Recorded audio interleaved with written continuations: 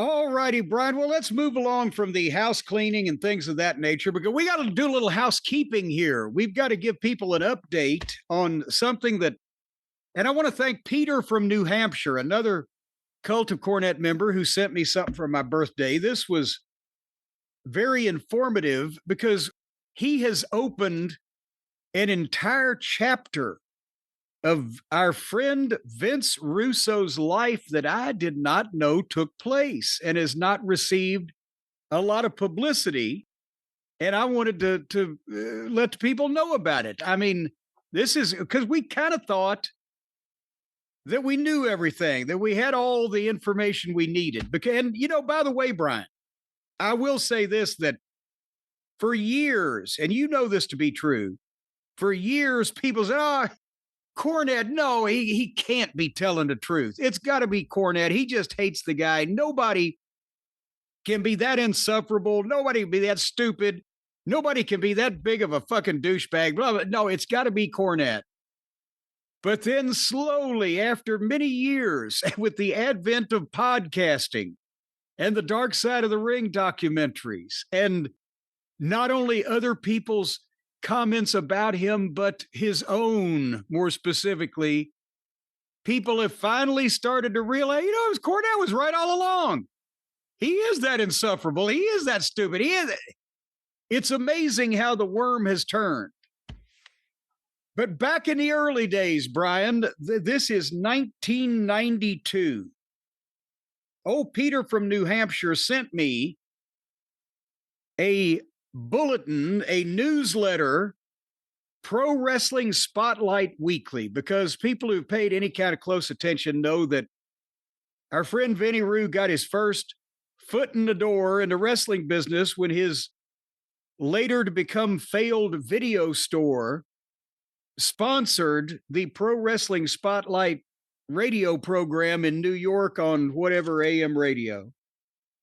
And because even then, as we will find out, our friend Vinny Rue was a frustrated journalist, writer, whatever the fuck he wanted to term it at that point. And he talked him into doing a weekly newsletter that he would write a significant part of. And none of these things lasted very long. But there's some interesting and revealing comments in his own words, from his own chicken lips, as they say, that in this is the issue for February 24th, 1992. Would you like to hear one of the things that really grinds Vince Russo's gears in February 1992, Brian? Okay. Yeah, I would. I'm not sure where you're going to go with this. I know the newsletters you're speaking of. I have a lot of them. The one I always remember, which is where I kind of thought you were going, even though I guess there are probably lots of examples, was the one that began with, "Move over, Junior. I'm booking WrestleMania this year." No, that's not the one. And by the way, bear in mind now, this is a couple of years before he conned Linda into putting him on the staff at the magazine. Well, actually, for the record, 92 is the year it happened. He hooked up with John Arezzi in 91. Beginning in 92, he goes to New York, I think, for the steroid symposium. Let's both say it together. No, I can't say it at all. The steroid symposium, and he met Vince and Linda, and they started smooth talking him to get him. They thought they were going to, I think, turn Arezzi.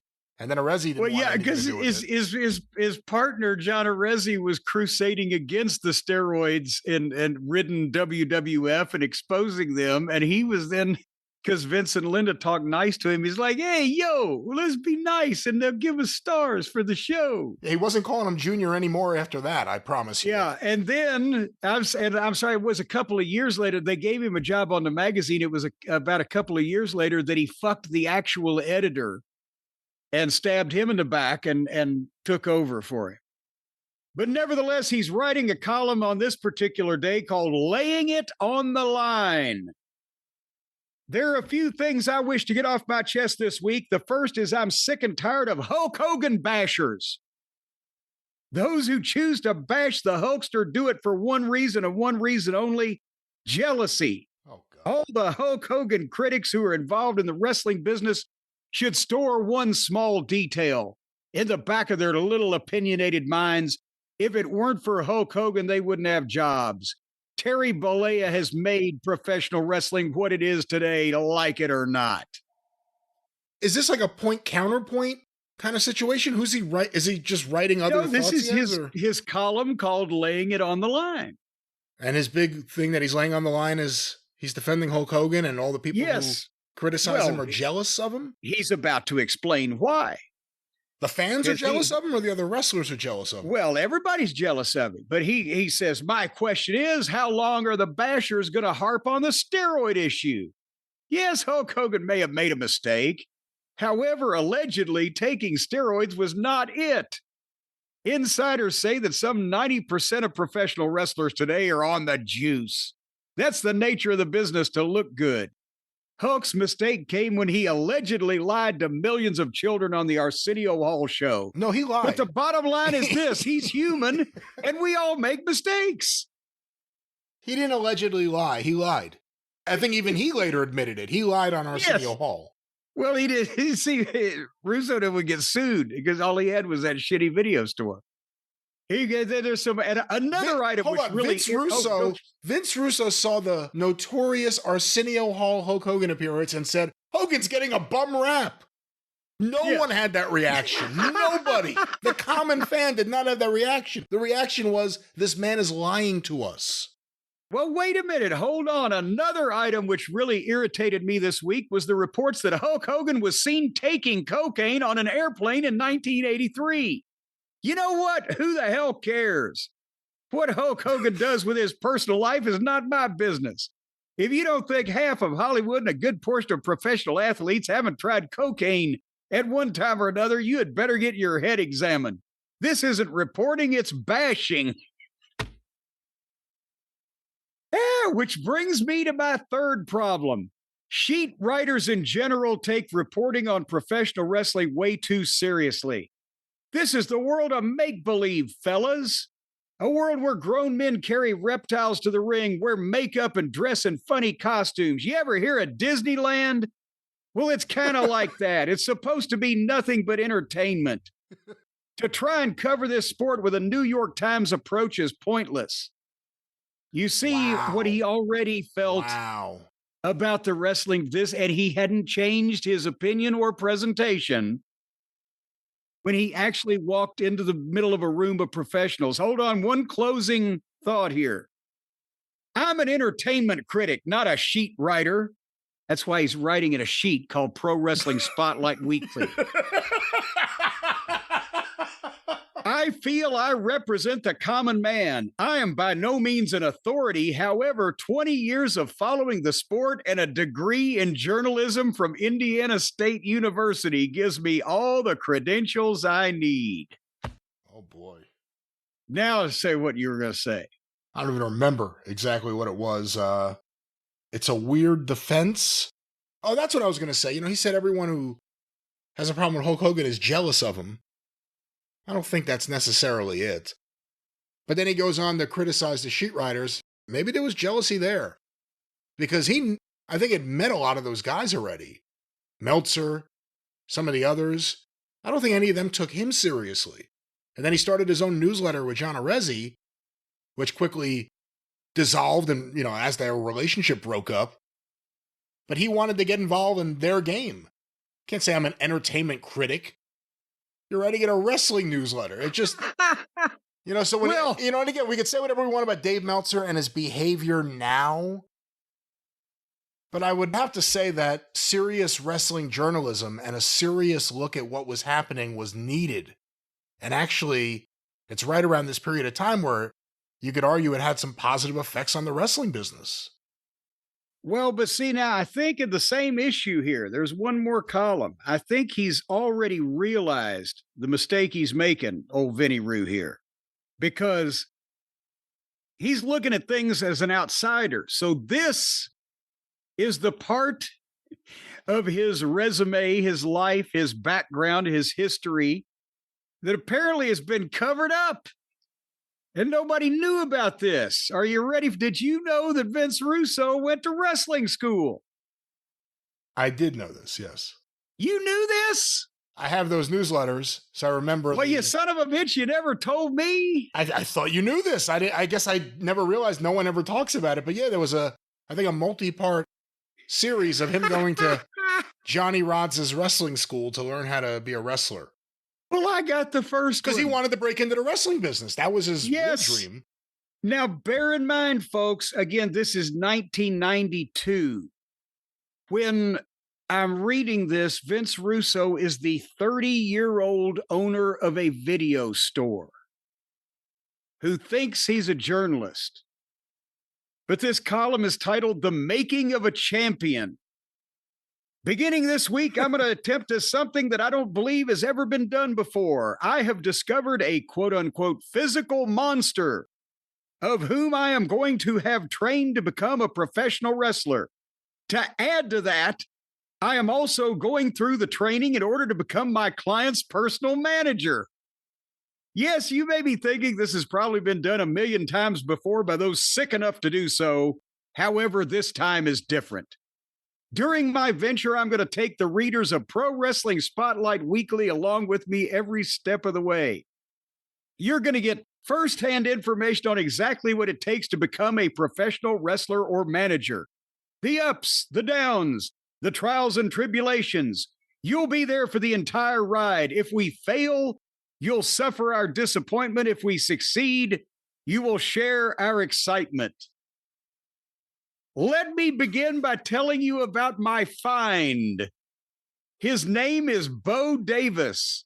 He is a 29-year-old Black American. Wasn't that a Bowie song? And a Black American. No, it was Young Black Americans. American. Young Americans. Well. But Luther Vandross was on that record. Well, there you go. And he's a Black American. He was. I don't know, is Vandross, is he a foreigner? Well, he's dead now. Well, in that case, he's right on American soil. He's from Philadelphia. He's not a foreigner. Well, it depends on what you think about Philadelphia. Bo Davis is a 29-year-old Black American with a body out of the mold of a gladiator. He stands 6'4" and tips the scale at 310 pounds. He power lifts at Gold's Gym 5 times a week and bench presses in the vicinity of 500 a steroid in his life. Wow. I already weigh as he puts it, I already weigh 310 pounds. What do I need steroids for? Bo is a 2-time Golden Gloves champion, has these magnificent green eyes that give him that special look. What the fuck does that mean? I don't know where that came from. That special look. He is extremely athletic, but has never wrestled a day in his life. As his manager, I stand 6 feet tall and weigh approximately 185 pounds. He must have been skinny back in those days. I also don't possess any wrestling background. However, I do throw my 4-year-old and 1-year-old sons around pretty good. Needless to say, I'm the heavyweight champion of my household, although the 4-year-old almost got a 3 count on me this past week. Oh, boy. There you have it, the monster and the brain. Now all we need is the proper training and education. And then he goes, oh, you have to go to the right training, right? To become the best, you must be trained by the best. There's only one place to go. Johnny Rods' School of Professional Wrestling at the world-famous Gleason's Gym in Brooklyn. This may seem to be a paid ad, but it's not. There are 3 reasons why I chose Rods' school. 1, this man wrestled in the WWF for 24 years. As a matter of fact, he could probably throw around half of the wrestlers in the WWF today. He's done everything in the world of wrestling that one man could possibly do. Johnny Rods is professional wrestling. Without being disrespectful, Brian, to Johnny Rods, do you think that's somewhat hyperbolic at least? Again, I don't want to be disrespectful. At that time, there weren't that many public wrestling schools. There was the Monster Factory. There was Gleason's Gym, Johnny Rods. Not as famous as the Monster Factory. He hasn't done everything in wrestling that one man can possibly do. If you consider, I don't know, Bruno Sammartino, Jim Barnett, fucking Luthez, the list goes on. Java Root got a good push in LA for a bit. That is true. And we must remember that. Number 2, I've seen a few of his students wrestle. One is Skull Von Crush. This kid can wrestle. I saw him on a card in Staten Island. Did it say Crush? Crush or Cruss? Well, Skull Von Cruss. I thought it was Crush. It's Cruss? Originally, it was Cruss, yeah. That's even worse. He tried to get that guy booked for years. And finally, number 3, honesty. Where in 1992 can you find a man that closes a deal on a handshake? No contracts, no clauses. That's the type of man Johnny Rodz is. I guarantee you that what did Dennis Coralluzzo in his New Jersey accent he used to call dipshits mooks? This fucking mook walked in this goddamn wrestling school and brought this big jacked up bodybuilder and said, hey, I've got a radio show, and if you'll train us, we'll plug you on the radio in our newsletter. And that's why there was no contracts. It was a handshake. What the fuck? I was thinking it was the other way. Like, hey, me and this guy, we got some money. We want you to train us. Sure, give me the money. Do we need a contract? No contract. No. Oh, I guarantee you Russo didn't spend any money. But anyway, then basically it goes into that the first day they were taught simple rolls. I first think Bo was hesitant to roll. I think you can understand how a man that size may be reluctant to hit the canvas. But after Coach Johnny had Bo doing some 15 to 20 rolls before the day was 15 forward rolls in fucking day. Jesus Christ, where did the time go? And again, he was trying to get in the goddamn business then and trying to use this poor Bo Davis as a meal ticket. How many parts was this series, Brian? How did this all turn out? It's news to me. I don't remember exactly. I'm not even sure if it completed. I think he determined at the end that he couldn't necessarily do what he really wanted to do, which was be a manager. I'm looking up Bo Davis, actually. It's not the famous Bo Davis. That's the current head coach for the New Orleans Saints, or the defensive line coach. It better not be. Defensive line coach, I should have said. But it looks like it could be maybe, let's see if this is the person, Harold Davis Jr. Oh, you doesn't got to call him Junior. Well, just because he's from Long Island. 59 years old. He was born in 56. How old would he have been in 90? No, it can't be the same guy. 132 pounds. It ain't the same guy. Well, no, it ain't the same guy. Not unless he's had most of his body amputated. Because I looked up Bo Davis Golden Gloves. I mean, that's New York Golden Gloves. That's the simplest way to try to find it. Well, do you think he's never told the truth about anything else in his life? You think he's telling the truth about this? He probably told Johnny Rodz, this guy, he boxed. He never wrestled. But he's got that special look. There's those interesting green eyes. They're special eyes. Limpid pools of azure. So anyway, that's an example of not only Vince Russo's writing style, but his attitude toward the wrestling business and his desperate attempts even then to get into the wrestling business. And it was a new chapter for me. But, you know, Brian, the degree in journalism, you can't argue with that. Of course, it was Indiana State University in Evansville.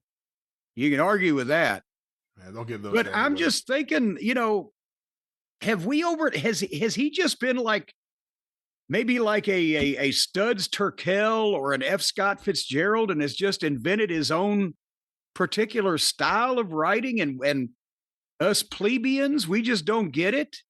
We don't understand his greatness. Is he the next Shakespeare, and future generations people will uncover these writings of his from the bottoms of bird cages and basements all over the country and suddenly realize genius that was unrecognized in the modern day? No. Do you think? No, I don't think so. I mean, I read a lot. I read a lot of different things, a lot of different styles of prose. I just don't think he's very good. I think you're a good writer. Well, I was good. You know, you don't have a journalism degree. I mean, I don't think journalism degree means anything. I think It just means you're done with college. It doesn't mean you're actually going to get a job as a journalist or have the skills. And I'm not even just talking about Russo. There's other people out there like that. Well, I'm just talking about me right now because that's what I was going to say is I think my writing is quite accomplished despite the fact that I never had any formal training or I just write by ear is what I just, you've heard people play by ear. Well, I can't play, but I write by ear. Or when I write by eye, what would you write by if you play by ear? What organ would you use on your butt? Nevertheless, folks, write in and answer that question for us. But in the meantime, if you folks out there would like to read about wrestling from someone that can actually write, then have I got news for you. Heroes and Friends, Pro Wrestling Remembrances by Jim Cornette is my brand new book, a collector's edition with multiple color illustration, 100 illustrations and photos in all, 100-page, 8.5 by 11 with color covers and the whole shebang. That is going to go on sale on Saturday, October 11th at noon Eastern at jimcornette.com as part of the big Cornette's Collectibles holiday sale.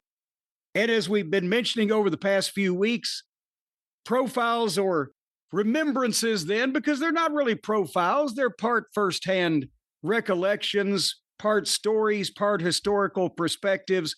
But Bobby Heenan, The Sheik, Bruno Sammartino, Ray Stevens, The Dream Machine, Paul Bearer, Vader, Boo Bradley, Sputnik Monroe, Lance Russell, Ron Wright, and the Green Shadow, Pat Malone. You're going to learn some things you don't know about wrestling. You're going to see pictures that have not been ever seen by the public, or if they have, some not in 40 or 50 years. And you're going to be able to get the first look at my photography as it's now being transferred digitally off the original negatives. And you can get all that at jimcornette.com on Saturday, October 11th. And then tell me what you think about my writing versus the writing of the modern day bard of Evansville, the illustrious Vince Russo. And tell me who you think's got the degree and maybe who's got the high fever. But anyway, that sale goes, as I said, October the 11th, and the big 10, 20, and 40 sale on action figures. $10 off the Jim Cornette action figures, $20 off the tag team sets, $40 off the Midnight Express collector's set, plus new 8x10 photos, a variety of things from the vault, and another publication that we hope to be revealing. We will have a limited number of for sale, and that'll be probably on the program next week. Did I mention jimcornette.com, Brian? It's good to get that in there again. That's right. So, and behind the curtain for the holiday season, my award-winning graphic novel will be $5 off, so you can get it for $19.95 if you want stocking stuffers. Get 3, 4, 5, 8, 10 of them, whatever, and stick them in people's underwear. They will thank you because also they're very heavy duty paper and coated paper, so it helps prevent bladder leaks. Once again, at jimcornette.com. Yes.